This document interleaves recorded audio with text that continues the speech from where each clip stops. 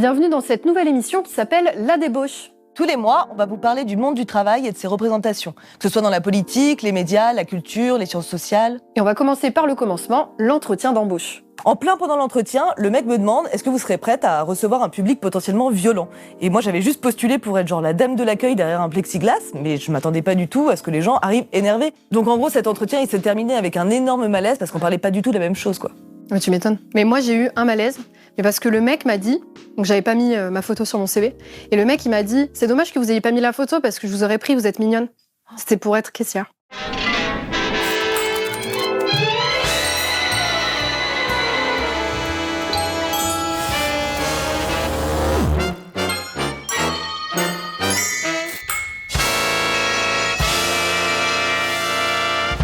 Alors pourquoi c'est si difficile d'avoir un bon souvenir d'un entretien d'embauche? Pourquoi est-ce que c'est toujours un mauvais moment à passer? Déjà, pour la personne qui le passe, c'est super stressant. Il y a un enjeu très important. Parce que vous avez besoin de ce poste pour subvenir à vos besoins. Alors que le mec en face de vous, il envoie plusieurs des candidats. Il met pas sa vie en jeu. Il n'a pas les mêmes objectifs, ni les mêmes intérêts que vous. Le rapport de force, il est à son avantage. Et il le sait. Il en joue même. Quel est l'intérêt de mettre la pression aux candidats lors de cette première phase de recrutement ? Alors que le candidat est déjà dans un état de fébrilité parce qu'il est justement en entretien d'embauche. Ça, c'est un extrait du film La gueule de l'emploi, sorti en 2011 et réalisé par Didier Cros. Ce documentaire montre le processus d'un entretien d'embauche où plusieurs candidats doivent s'affronter pour réussir à obtenir un poste payé au SMIC. Bon, mais le salaire, ils ne le découvriront qu'à la fin. En attendant, ils doivent faire leurs preuves en plusieurs étapes et l'exercice est assez violent. On nous demande de dire qu'on va être enthousiaste, positif, qu'on va aller de l'avant, etc. Alors que derrière, si ça se trouve, on a 3 mois de loyer de retard, qu'on mange des pâtes depuis 15 jours, que le môme, il a plus de couches ou que, voilà, qu'on peut plus mettre d'essence dans la voiture. Et ça, c'est des réalités. On est obligé d'en faire fi devant les recruteurs pour arriver à les convaincre que tout va bien et qu'on est des surhommes. Donc ça, c'est la réalité d'une personne en recherche d'emploi. Et dites-vous qu'en plus, ces personnes, avant d'arriver jusqu'à l'étape de l'entretien d'embauche, elles ont certainement passé un temps fou à écrire des centaines de CV, à devoir démontrer leur motivation dans des lettres destinées aux entreprises, en devant à chaque fois les personnaliser pour s'adapter. Ce qui montre que l'entretien d'embauche, c'est une performance, c'est déjà un moment de mise en scène. Et là, il y a déjà des rapports de force qui se dessinent. Mais il y a aussi une mise en concurrence féroce avec les autres demandeurs d'emploi. C'est ce que montre par exemple le documentaire La mise à mort du travail de Jean-Robert Vialet, sorti en 2009. Qu'est-ce que vous avez pensé de votre prestation et qu'est-ce que vous avez pensé de la prestation de vos voisins? C'est horrible parce que nous, on sort de là, on est en train de se dire est-ce que j'ai bien répondu, est-ce que j'ai pas dit une bêtise? Et eux, ils ricanent. Ah si, regardez, ils ricanent. Regardez là ceux qui font passer les entretiens à Carglass. C'est enrichissant. C'est À chaque fois. Chaque fois, il y a un truc. Ça va? On vous dérange pas? Non mais j'ai l'impression que c'est leur petit plaisir de la journée là, de faire passer des entretiens collectifs et de voir qui réagit comment. Oh, les travailleurs sont pas vos cobayes. Ah non mais laisse. De toute façon, ils ont leur petit pouvoir là de gérant en ressources humaines et ça leur fait du bien. Oui, parce qu'au final, c'est bien de ça dont il s'agit. L'exercice de l'entretien d'embauche permet avant tout de montrer sa docilité à l'entreprise. Le futur employé doit reconnaître le pouvoir qu'auront ses supérieurs hiérarchiques sur lui. Et ça commence par se plier au jeu de l'entretien, d'en accepter les règles, même les plus absurdes, même les plus humiliantes. D'ailleurs, parfois, c'est même littéralement un jeu. Les employeurs, ils appellent ça un cas pratique. Oui, en fait, c'est du roleplay. Tu peux pas vraiment faire semblant de faire un travail pour lequel t'as pas été formé. Donc l'idée, c'est que le recruteur, il te met dans une situation surprise, et puis toi, t'essayes de t'en démerder, quoi. Tu veux dire montrer ta capacité d'adaptation, ta flexibilité? Faut que tu arrives à te vendre dans un laps de temps très court et sous le regard des autres candidats. Fini le temps de la présentation où tu stresses comme les oraux de l'école. Sauf que là, l'exposé, c'est sur toi et ta vie. Ce moment horrible où tu dois choisir tes qualités et tes défauts et où tout te semble bateau comme réponse. Ponctuel et ayant l'esprit d'équipe, mais préfère le calme et la tranquillité pour travailler efficacement. Hihi. Non, maintenant, tes qualités et tes défauts, on les observe en action, devant tout le monde. Et après, on demande aux autres candidats leur avis sur ta prestation. C'était ça, le but. Trouver les chômeurs qui acceptent de descendre d'autres chômeurs. La technique du maillon faible, adaptée au monde de l'entreprise. De vendre son voisin, c'est la première fois qu'on me le demandait, j'ai trouvé ça un petit peu bizarre. même un petit peu lourd, quoi. Chacun défend sa peau, chacun veut le poste, mais quand même, il y a un minimum de déontologie à avoir, quoi. Et voilà au final ce sur quoi vous êtes recruté. Non seulement votre docilité, mais aussi votre capacité à jeter les autres employés sous le bus au besoin. Bref, votre dévotion totale et pleine à l'entreprise. Bon, vos formations, vos expériences professionnelles, vos diplômes, c'est pas ça le plus important. Et c'est comme ça qu'on se retrouve à recruter sur des savoir-être plutôt que des savoir-faire. Et il y a des personnes qui se retrouvent à des postes où c'est dangereux. Par exemple, s'occuper de personnes âgées alors qu'on ne sait pas faire. Attention, ça ne veut pas dire que les gens qui, eux, sont recrutés sont incompétents, mais que les compétences recherchées par les employeurs ne sont pas forcément celles qu'on imagine au premier abord. Voyez ce qu'en dit la sociologue Emmanuelle Marchal dans son enquête sur le marché du travail sortie en 2015. La compétence n'est pas tant ce que l'individu investit dans le travail que ce qui est reconnu socialement et économiquement comme ayant une valeur. Et qu'est-ce qui est reconnu socialement et économiquement dans le monde de l'entreprise ? L'argent ? Non, ça c'est pour les patrons. Alors, pour les travailleurs, c'est la soumission à la hiérarchie, l'obéissance aux ordres des supérieurs. C'est donc ça qu'ils vont évaluer, votre capacité à vous adapter à leurs exigences, même si elles sont humiliantes. Voilà pourquoi la sélection à l'embauche répond à des critères très particuliers. Trouver les individus qui n'auront pas d'autre choix que se soumettre. Je vais demander à Georges, à Gérard et à Julie de patienter dehors, s'il vous plaît. Les autres, vous restez avec nous.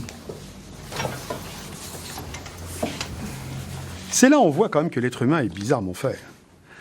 On n'a pas bronché. Il n'y en a pas un des trois qui a dit « Mais attendez, mais pourquoi ?» Ça montre quand même qu'on était déjà conditionné, hein, quelque part, en disant « Sortez, vous n'avez pas besoin de rester là. » Oui, très bien, chef, quoi. Vous voyez, déjà. Loumi, alors rhinocéros, bravo, super, c'est top. Mais par contre, là, je vais devoir vous demander de partir. Mais ça peut pas marcher. Pourquoi ? Bah, t'es pas ma chef. Oui, c'est vrai. Attends, j'appelle Denis Robert. Denis ? Oui ? Vous êtes ici dans une entreprise privée. Notre objectif à nous, c'est que vous deveniez des job ready, des personnes qui soient capables de mener un entretien d'embauche. Devenir un job ready, donc prêt à l'emploi. Là, c'est plus vos capacités qui comptent, mais vous le savez, c'est le fameux savoir-être. D'où le fait que les employeurs nous jugent sur la manière dont on parle, dont on se tient, dont on s'habille. En 13 secondes, un recruteur sait si il va laisser sa chance à la personne. L'image qu'on renvoie est plus importante que tout le reste. C'est d'ailleurs ça qu'essayent de vous dire les coachs, là, quand ils vous demandent de ne pas avoir l'air trop nonchalant et qu'ils vous disent de parler de vos soft skills, de vos hobbies. En 2 minutes chrono, allez hop ! Comment se vendre en 2 minutes ? Je suis Yves Gauthier, coach en communication. Bon, Yves Gauthier, c'est un vieux de la vieille. Mais des coachs comme ça maintenant, mais il y en a partout.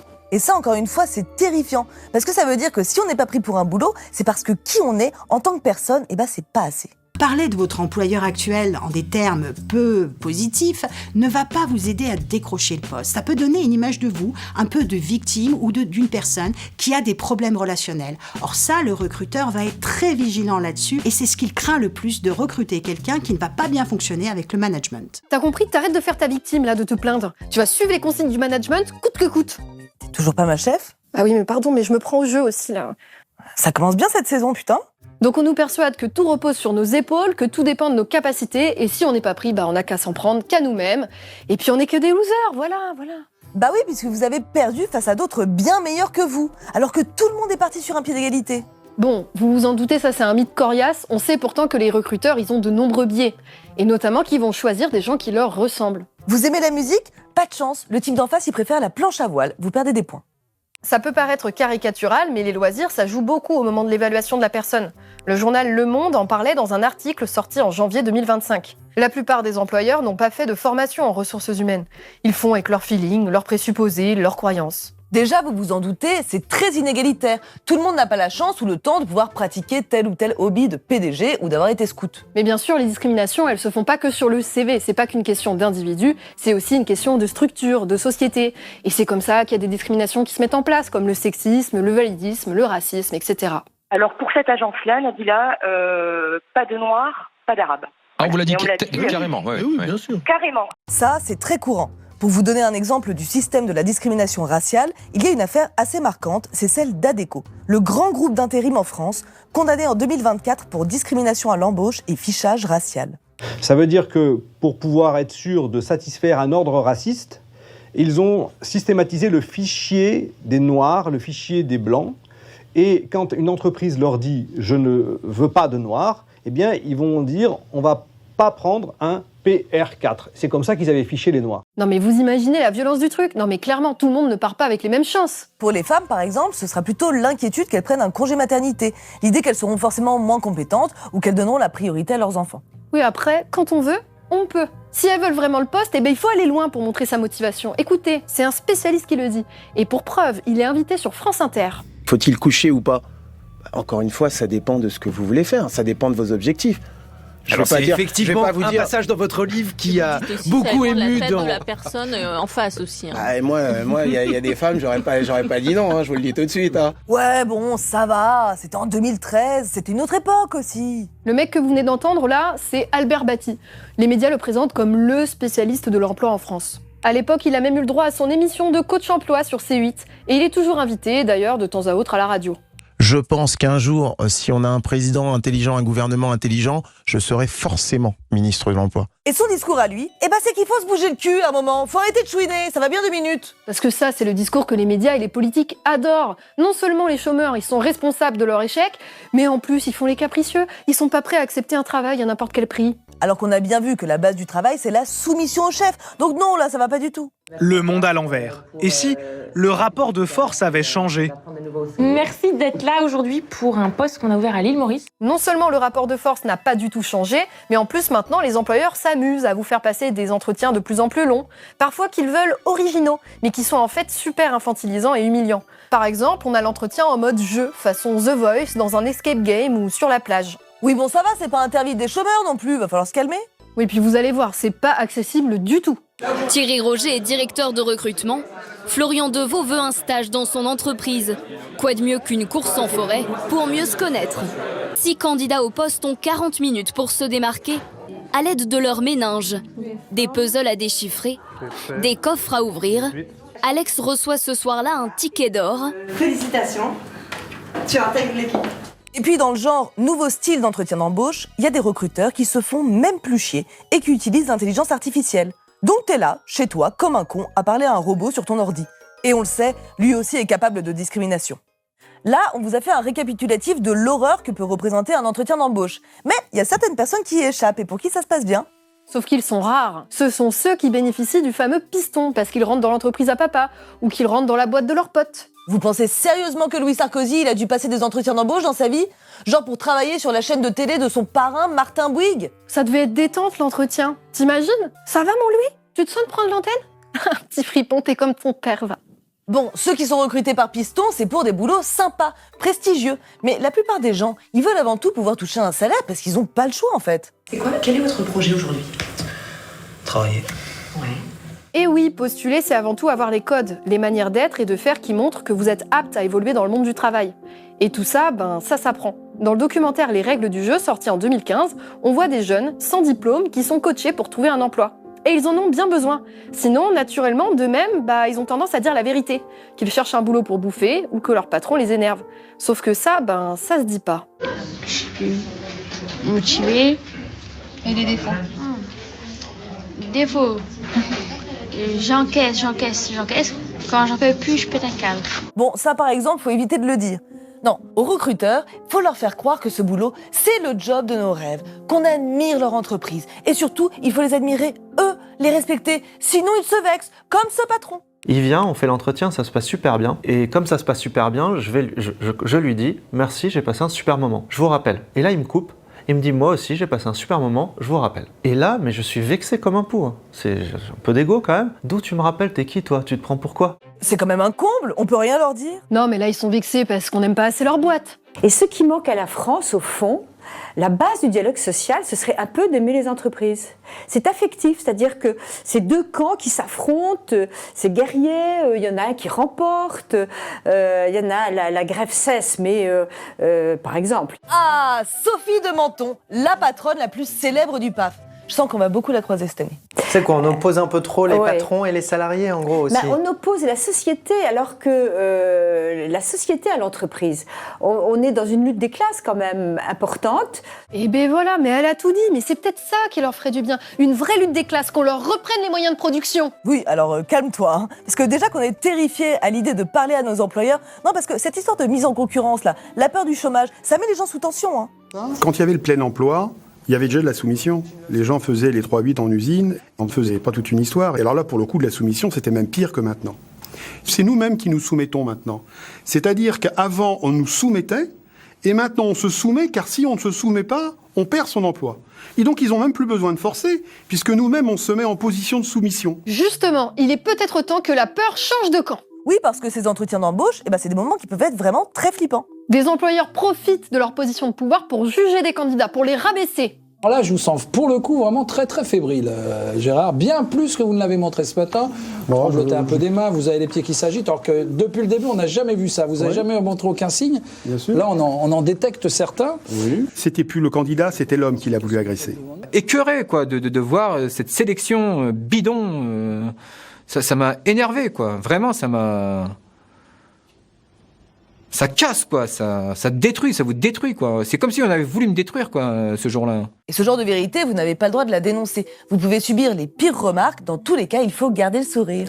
Oui, et vous devez être reconnaissant qu'on vous ait offert cette chance. Chez vous, pas. C'est marrant cette proportion, vous avez à parler des autres et pas de vous. N'esquivez pas. Il n'y a pas de généralité là-dedans.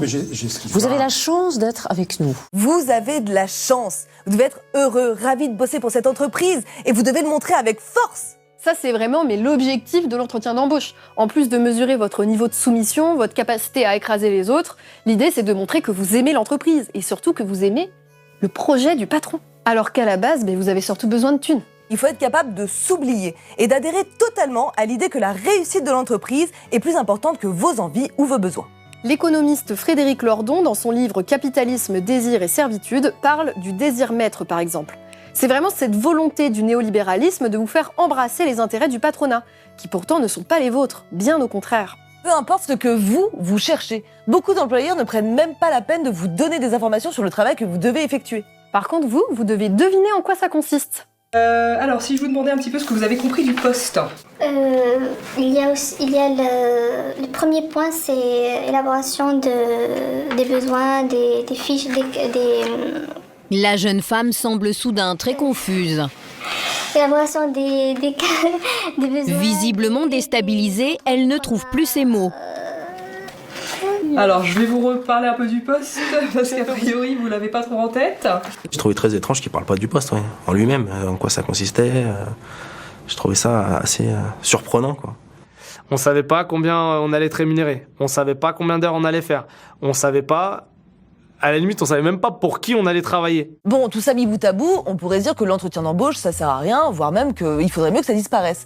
Sauf qu'en fait, dans les jobs où tu passes pas d'entretien, souvent les conditions d'embauche sont encore pires. Oui, pour l'émission, on s'est renseigné, on a lu des travaux de recherche sur l'hôtellerie et la restauration, et c'est un milieu dans lequel nous, on n'a pas d'expérience professionnelle. Non, mais par contre, on sait que les conditions de travail sont très difficiles, donc force à toutes les personnes qui bossent là-dedans. La question de l'embauche dans ce milieu-là, elle est complexe, notamment parce qu'elle repose sur la solidarité de classe entre patrons. Comme l'explique la sociologue Sylvie Montchartre en 2018 pour la revue scientifique Travail et Emploi. Comme les patrons sont un peu copains, ils se disent « Tiens, je vais t'emprunter un peu ta serveuse ». Les serveuses sont donc généralement des objets de transaction, relevant d'arrangements entre les employeurs. Elles y trouvent le moyen d'accéder à des compléments de revenus, mais ceux-ci sont non déclarés. Elles tendent alors, dans la durée, à considérer ces formes d'emprunt comme une exposition à l'arbitraire des patrons, qu'elles soupçonnent de vouloir se dérober à leurs responsabilités d'employeur en faisant appel à ce qui s'apparente à un marché noir du travail. Ça veut dire que c'est hyper précaire comme embauche. Tu t'embrouilles avec ton patron, c'est fini. Tu n'auras pas de lettre de recommandation, et puis surtout, tu ne pourras pas travailler avec les employeurs qu'il connaît. Et puis vous imaginez, faire valoir ses droits dans ce milieu-là,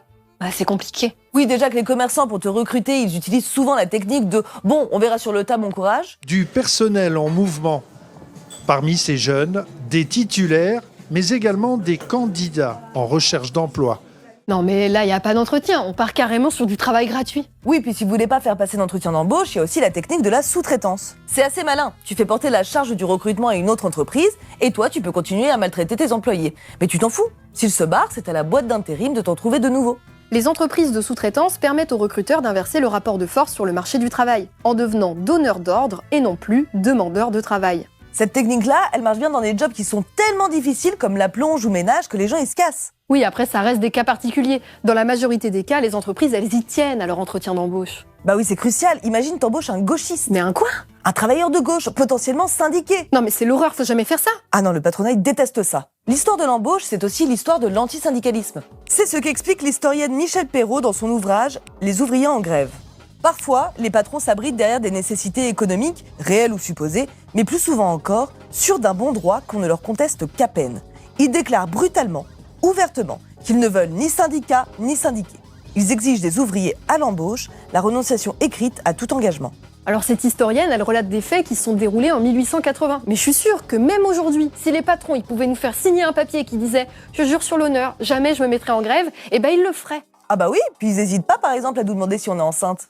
Vous avez un petit enfant, je crois, hein ? Oui. Voilà. Moi, j'ai plusieurs, en effet, femmes qui sont chez moi, qui ont des enfants en bas âge. Oui. Donc, il y en a qui en ont plusieurs, même. Hein. Et c'est vrai que très souvent, au départ, on dit non, mais il n'y a pas de souci, mon mari est présent, etc. Mais c'est vraiment une certitude de travail de se dire, en effet, si j'ai un rendez-vous, il faut que j'y aille. Si mon bébé, il est malade, je ne pourrais pas rentrer chez moi. Voilà ce qu'on attend de vous en entretien. Faire semblant que vous sacrifierez tout pour l'entreprise, que vous épousiez ses valeurs coûte que coûte. Personne n'est dupe, mais il faut jouer le jeu qui est imposé. Les employeurs ont besoin de croire que vous allez vous soumettre. Et pourtant, même s'ils s'amusent de la situation, même si ça peut être un moment humiliant à passer, eh ben c'est vous qui êtes indispensable dans l'histoire. Rappelez-vous, ce sont eux qui ont besoin de votre force de travail. Donc c'est eux qui devraient se réjouir de votre candidature.